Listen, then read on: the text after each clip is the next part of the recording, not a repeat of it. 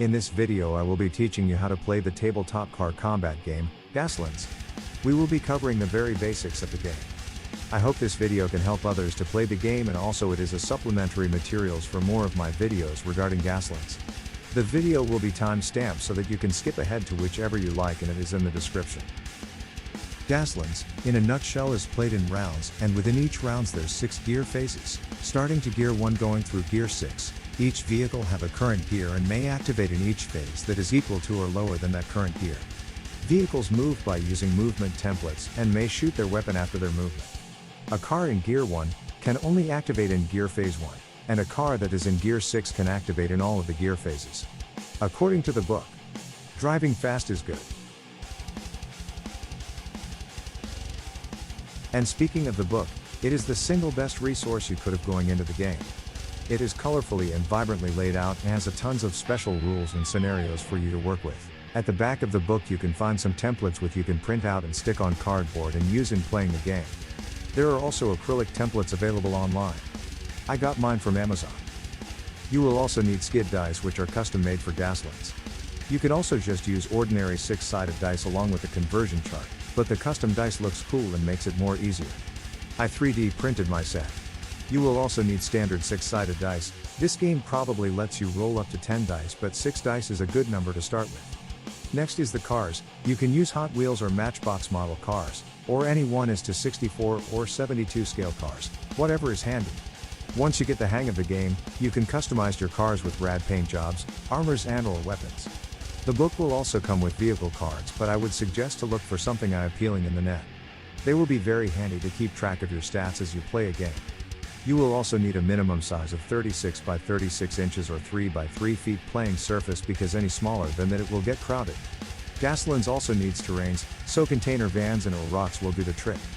You will also want to get some race gates. A lot of scenarios needs them, so it's very handy to have a set of them. They only need to be the size of a long movement template, so you can make your own. I 3D printed mine, but in this tutorial I'll be using a much shorter race gate. Now before we jump to the rules proper, let's look at the vehicles and what's up with them. Looking at them, some of the stats do not change throughout the game, and for this tutorial we will be using a standard car. Standard car will stay as a standard car. It will also have a maximum gear of 5, a handling of 3 and hull points of 10. These stats will stay the same unless something specifically changes them. Some stats will change throughout the game. Hazards, hull points and current gear will be changing turn to turn depending on your actions. We will be keeping track of it here on the screen, using these icons. Now let's jump into the structure of a Gaslands round. This is what you do to finish an activation. Now, as we know that each round is made up of 6 gear phases, in which each car has a chance to have their turn. Within each activation, there are 3 steps. Step 1. It is often the most time consuming. It is the movement step, and I will break it down to you first. All of our tutorial will be done by Kuruma, which is a standard car. A huge part of Gaslands is the use of movement templates, and using a template will be the very first thing you have to do in the movement step. In Gaslands, we have a golden rule. Remember, if you touch it, you have to use it. Once you pick up a template, you cannot put it back down and you have to play it. Once you have chosen a template, place it in front of the car. The side with the name on it should be touching the car, and make sure that everything is lined up and centered on the car. Next we will be moving our car to the other side of our template. The car is currently in gear 1 and we need to do something about it, so let's jump to skid dice. Before finalizing your car's movement across the template, you are allowed to roll a number skid dice. A car can roll a number of skid dice equal to its handling value. So our case Kuruma has 3 handling value, hence we get to roll 3 skid dice. Each skid dice roll will give you a result, and you can use that result to a lot of things to your movement step. You are looking for the shift's results, as shift results allow you to change gears. A shift result can also negate any of the results in a row. You can also use extra shift results to remove a hazard token from your car. Overall they're pretty to have, and you really want them in your rolls most of the time. However, these 2 other results, spin and slide, are how you get fancy with your driving. They can be useful in certain situations, unlike this other result, which is the hazard result. That's only really something you don't want in your rolls. After knowing that, we can now watch this movement step finalized. Kuruma is doing a medium straight but opt to not roll any skid dice. Instead it has enough free shift result for making a trivial move. We are using a medium straight template in gear 1, which will have the shift icon next to it. That means the move is trivial and we get a free shift even if we opt not to roll any skid dice. Kuruma uses its free shift to shift up 1 gear. Remember, in changing gears, may it be up or down, it will always give you a hazard token, and ending its activation on gear 2, ready to activate for the next gear phase. Let's go back a bit. Let us see that same activation would have looked like if I had rolled 1 shifts and 2 hazards. One of my shift results will cancel the 1 rolled hazard and the other shift result will be used to shift up 1 gear, gaining me 2 hazard for Kuruma. The move carries on. Kuruma shifts 1 gear up, gains 2 hazards and is ready for the next gear phase. Now let's try a different template like a hairpin curve. This hairpin curve does not have any trivial markers on Kuruma's current gear. In this instance we have to roll our skid dice if we want to shift up. You can roll up to 3 skid dice. How much skid dice you want to roll is entirely up to you, but the more dice you roll, the more likely you are to do badly. In this case we rolled 3 shifts, so that's a great roll, so it will simply do the hairpin. Use one of those dice to shift 1 gear up and negate the hazards with the extra shifts and get ready for gear phase 2. Next is reversing. Reversing is only ever done in gear 1 and it follows all the standard rules except you are going backwards. You treat the back of the car as if it is the front of the car and carry on with the move as you would normally do. You can use any number of shift results to go up gears, so from gear 1 into a higher gear it is totally doable. We can use any template in doing a reverse providing your gear requirements are met. Like going in reverse in a hairpin curve. The car has to roll its skid dice because it needs one of those shift results to be able to go to gear 2. Remember, if your current gear cannot shift equal to or greater than the next gear phase, you cannot activate for the rest of the round. Kuruma rolled 2 shifts and 1 hazard, so he shifts up 1 gear and take a hazard. And it is ready for gear phase 2. Next we will cover slide results and how to resolve them. Slides are one of the results of a skid dice and they can make some interesting movements.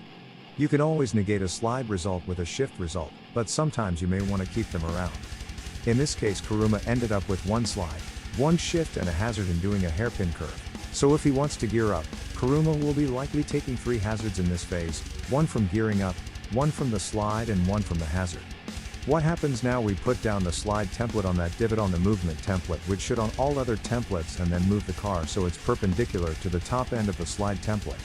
Kuruma ends up with 3 hazards because each slide result also gives you 1 hazard. You also cannot use shift results to cancel hazards from a resolved slide. So now let's go to spin and how does it work?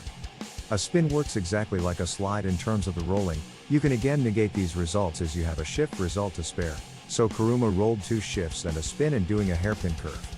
So we cancel out the hazard generated by the spin by our shift, doing the spin later, because, just like slides, spin will give you a hazard each for every uncancelled spin results, and the other shift, we use to shift 1 gear up and take a hazard in doing so. But unlike slides, you will resolve the move as normal, getting into your final position, but before you end your turn you will now have the opportunity to pivot your car 90 degrees in either direction away from its initial facing. This can be a useful way to better position your car in a race. Now let us see if you rolled a slide and a spin at the same time. So Kuruma rolled a shift, a slide and a spin, and doing a hairpin curve. We decided that it's still gear phase 1 and we do not want to be left behind, so we use the shift to shift 1 gear up, do the slide and also do the spin, and taking 3 hazards in the process. Always remember that slides goes first rather than spins, so Kuruma slides and then does its spin, and gets ready for gear phase 2. Note that, a result like that can give you a lot of hazards and a possibility for sending you colliding into a terrain. And speaking of which, next up we are going to tackle the rules around collisions with both terrains and with other cars. The idea of collisions in Gaslands will happen when a car's movement is interrupted by obstructions. Obstructions can be terrain or other cars. Once a collision is confirmed, both parties will declare reactions. A reaction may either be a smash attack or an evade. If a car resolves one of those reactions, it cannot do the other, and if a car is in collision with a terrain, it will still have these options, but you just probably want to evade, since you cannot smash attack terrains. Each smash attack rolls a number of standard 6-sided dice depending on the nature of the collision, and each dice will generate a hit if it rolls a 4 or higher. If the dice rolls a 6, it generates 2 hits instead. If the car has any uncancelled hits and it has declared an evade as a reaction, it may roll a number of standard 6-sided dice equal to its current gear. Each 6 it rolls negates 1 hit. Being involved in a collision automatically gives both parties 2 hazard tokens. Unless both parties decides to evade, in that case only 1 hazard is gained. And lastly, if that car is in contact with an obstruction after its movement step, it is considered distracted and it cannot shoot or attack this gear phase, but it is also obliged to ignore that obstruction that it is currently in contact with. So if it's touching something at the start of the activation, it can just drive through it. A collision is what happens when the movement template sends a car into terrain or into another car. We are going to walk you through what happens if you collide with them. Let's drive Kuruma to a wrecked car. Kuruma will do a medium straight and gears up, with all the movement rules happening before the collision. There are 3 different kinds of collisions, and collisions with terrains are always considered as a head-on collision. When involved in a collision, a car will always have a choice to either do a smash attack or to evade. Terrains, however, will always do a smash attack. In a head-on collision, the smash attack dice value will be equal to the current gear of both participating parties. In this case, it is only 1 dice because Kuruma is still in gear 1 and the terrain is always counted to be gear 0. The terrain is a wrecked car and it is considered as a middleweight obstruction, so now we'll see what will happen if we drive into a much larger terrain like this rock. As you can see, the rock is 1 size larger than Kuruma, so it get an additional of 2 dice for its smash attack. And if it were 2 size bigger, it would get 4 dice. The rock has done 2 points damage to Kuruma, and since Kuruma has chosen to evade, it gets to make an evade roll. An evade roll is equal to the car's current gear, so in Kuruma's case we rolled a 6, negating 1 of 2 hull damage points. The evade roll will only succeed on a 6 and it will negate 1 point of damage if it does. It has though, so Kuruma take 1 of 2 hull point damage. Cars involved in a collision must also take 2 hazards. Now let's cover destructible obstacles. Kuruma will drive through this stack of pallets. We'll assume it as a medium-sized destructible obstacle. Destructible obstacles are pretty much similar to regular obstacles, but one key difference, which we will see once we go through it. You will resolve the position as normal, stopping the car before it forego final position and then declaring reactions to the smash attack from the obstacle. The stack of pallets rolls 1 dice and gets 1 hit on Kuruma. Kuruma will evade and but fail, so it will be taking 1 hull point damage. The destructible obstacle is then destroyed and out of the table. Once it is removed, the car can continue its movement down the template. Kuruma takes 3 hazards, 2 for being in a smash attack and 1 from the gear up from using its trivial movement, and takes 1 hull point of damage. Now let's jump on to collision to other cars. Starting off with the same collision as with terrains. The head-on collision. A head-on collision occurs when both vehicles collide on their front edge. The value of any smash attacks will be equal to sum total of both cars' current gear values. In this case, both cars have a current gear of 1, so both of them will roll 2 dice for a smash attacks. Since both of them are doing a smash attack, neither of them gets to evade. Both cars were in a smash attack, so they both take 2 hazards each. Next collision is in reverse, which only means we will treat the car's back as its front end. This type of collision is called a T-bone collision, and it happens when the point of contact is along either car's side edge. A T-bone smash attack will only roll dice equal to the car's current gear. So in this case, Kuruma only rolls a dice, while the other car has chosen to evade as its reaction and rolls a dice, and failed its evade roll. So Kuruma rolled a 6, it deals 2 hull point damage to the other car. Even though only 1 car declared a smash attack, both will still get 2 hazards. The last kind of collision is called a tailgate. A tailgate happens when there is a back edge involved as a point of contact. Tailgate smash attack equal to current gear of the smasher minus the current gear of the smashee. In this case, if both parties are in the same gear, it would be futile to dice for damage, for there will be 0 dice rolled and both will gain 2 hazards. Instead, both cars will evade and take 1 hazard each. And finally, we will have to take a look at how a car activates in the movement phase when in contact with another car. Just like other terrains, you will have to ignore them for that movement phase and drive straight through them.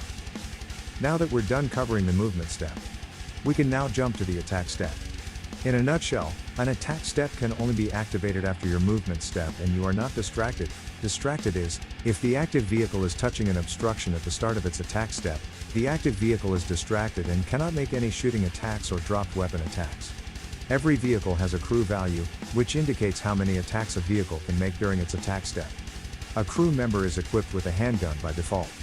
Also, shooting is just like a smash attack. The shooter can roll 4, 5 and 6 hits. With 6, you double the damage.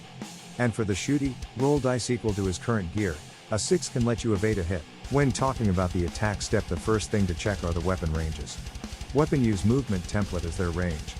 So a weapon of medium range will use a medium movement template. A long range will use the long movement template, and a double is a long and medium combined. You may move the template wide to side as long as you stay parallel to the edge of the vehicle.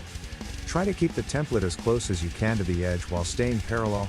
A front-mounted weapon can shoot out only out of the front edge, back-mounted at the back edge, and side-mounted at the either side of the car. If you get the template over the target, then by all means you can shoot it. Some weapons are crude fired. This means these weapons have 360 degrees arc of fire. This let them shoot all around the car, so long as a template is touching an edge. I will now be doing some demos of the actual attack step in action. We will be moving Kuruma with a medium straight and try to declare 2 handgun shots for the other car that has a current gear of 2, for it has 2 crew members. Kuruma rolls 1-4 and 1-5. So that means it made 2 hits into the other car. Now the other car needs to evade. It rolls 2 dice for its current gear as 2 and rolls 1-3 and 1-6. So it negates 1 hit. It will be taking 1 hull point of damage from Kuruma. Now let's try another attack template. Let's say that Kuruma has a turret-mounted flamethrower. With the turret mount, Kuruma has the ability to shoot its flamethrower at 360 degrees, at any sides of Kuruma. Now after Kuruma's movement, it aims at the other car and shoots its flamethrower at it, using a large burst template. Flamethrowers lets you roll 6 6-sided dice. It is a splash attack, which means everything inside the burst template will be hit by the attack, and it has a fire attribute. A vehicle suffers at least 1 damage from a weapon or effect with the fire. Special rule, it gains the on fire rule in addition to suffering damage. A vehicle cannot gain the on fire rule a second time. On fire, at the start of this vehicle's activation, it loses 1 hull point. This vehicle's smash attacks count as having the fire special rule. If this vehicle ever has 0 hazard tokens, the fire goes out and this vehicle loses the on fire rule. So yeah, it will hurt like hell. And lastly, the dropped weapons. Kuruma will move a short straight and drop a mine layer. A small burst template is used. The first vehicle affected by this weapon is attacked with a 4d6 attack with blast, then remove the mines template from play. So in short, always make sure that you clearly indicate where you mount your weapons, so that covers the attack step. Now we are on to the final step of the activation. The wipeout step. In a nutshell, the wipeout step is very simple. If you accumulated 6 or more hazard tokens, you proceed to wipe out. First you do a flip check and resolve the flip if you fail. Regardless of whether you flip check or not, you then proceed with the rest of the wipeout. The car will lose control and it will reset to gear 1 and remove all hazard tokens from the car. Here's 2 scenarios of wiping out. The first one. Kuruma already have accumulated 5 hazards, and assuming he is done rolling for skid dice and he already resolved collision. Now after the collision, both cars that are part of the collision gains 2 hazards each. So Kuruma will wipe out, for he accumulated 7 hazard tokens. He rolled his flip check and rolled 3 in his dice roll. So the flip is unsuccessful and Kuruma resets his hazards to 0 and lost control. Losing control is that the player clockwise of the player controlling the active vehicle pivots the vehicle about its center point to any facing. Note: in order not to flip, you must roll equal or higher to your current gear. If you rolled lower, then you flip. The second one. What if you failed your flip check? So, still the same scenario, done with skid, collision and hazards applied. But rolled a 1 in his flip check. So flip was successful. When a vehicle suffers a flip, that vehicle suffers 2 hits, and then makes a forced move medium straight directly forward, ignoring all obstructions, including other vehicles. This movement causes a collision window. The damage from a flip cannot be evaded. Then, reset hazards to 0 and then lost control. Just like the first one. And lastly, in Gaslands, if a rule is unclear, always remember to choose whichever option results in the most carnage for all concerned. This is the Rule of Carnage. So, that's how you play Gaslands Refuelled by Osprey Games. I hope you can join us in Arcanopolis, if you are free and have a game or 2 with us. So until then, keep rolling those dice, here we never grow old. Arcanopolis Café and Boardgamery. See you next time.